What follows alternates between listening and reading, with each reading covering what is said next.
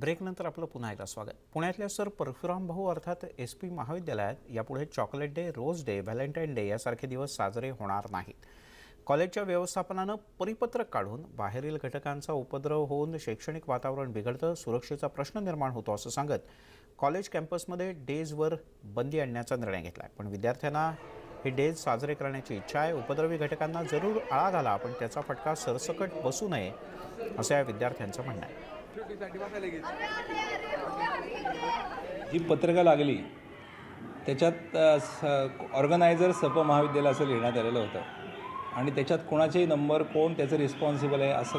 त्यामुळे पहिली स्टेप आम्हाला अशी घेणं, बरं या संदर्भामध्ये कोणी कम्युनिकेशन नाही केलेलं नाही की बाबा आम्ही 10 जण आहोत, सर आम्हाला हे अशा पद्धतीने ऑर्गनाईज करायचं. तसं केलं असतं तरी आम्ही काहीतरी विचार करू शकलो असतो.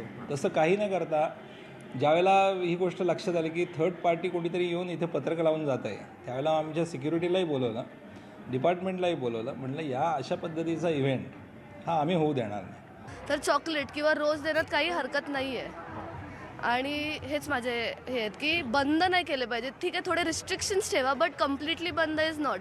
And in a freedom and in a liberal country like India we are, but we have to follow discipline also with it. कॅम्पसमध्ये खरंच खूप प्रॉब्लेम्स होतात ह्या गोष्टींमुळे. बाहेरचे लोक येतात, मुलींना इन्सिक्युअर वाटतं, त्याच्यामुळे कुठे ना कुठे हा निर्णय बरोबर आहे असं मला वाटतं.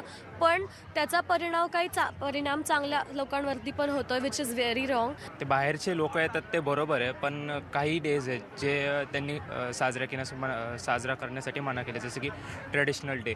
तर ते काही तसे डेज आहेत ज्यामुळे आपले कितीतरी वेगवेगळ्या रिलिजन्सचे किंवा वेगवेगळ्या भागातून आलेले जे लोक आहेत त्यांचं आपल्याला ट्रेडिशन कळतं, त्यांचं आपल्याला कल्चर कळतं.